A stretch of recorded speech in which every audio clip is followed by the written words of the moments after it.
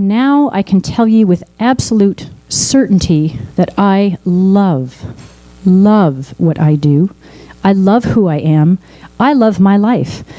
And when I look back on the choices that I've made and the things that I've done to make myself happy, I absolutely credit, following my gut, in spite of the naysayers, in spite of the people who doubted my choices. And I understood the enormity of her suffering.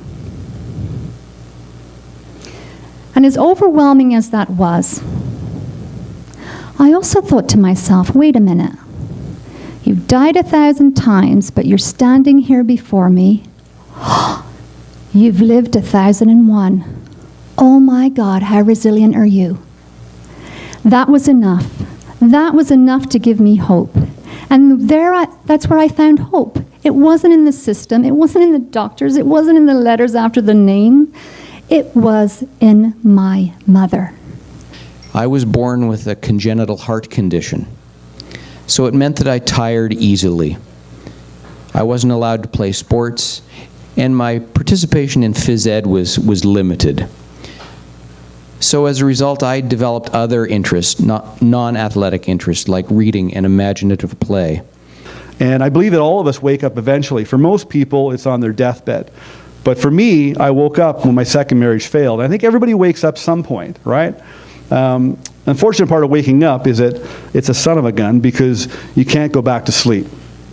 And you start to question yourself, and you start to ask yourself questions. You start to dig your story and try to figure out, where you've come from and where you're going. And I can remember it was in grade 7, my mom planted an oak tree. She was helping me with a speech, and it involved Martin Luther King. And she was telling me about the belief system back then, about how the generations past were so deeply rooted in their belief system that they believed that blacks did not deserve equal rights.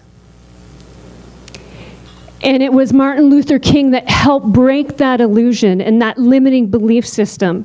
And I never forgot that lesson that my mom imparted on me. We arrived, there's 8 people standing around a pool. Yes, adults. And there's a goat, a mere kid, on top of a liner. So as they're all having this discussion, and the goat, and it came in, and all going on, I just slowly walked over to the edge, told my partner Fern, grabbed my belt loop, leaned over, grabbed the kid, picked it up, and felt it just in my arms. And all of a sudden everybody's like, oh, you got the goat.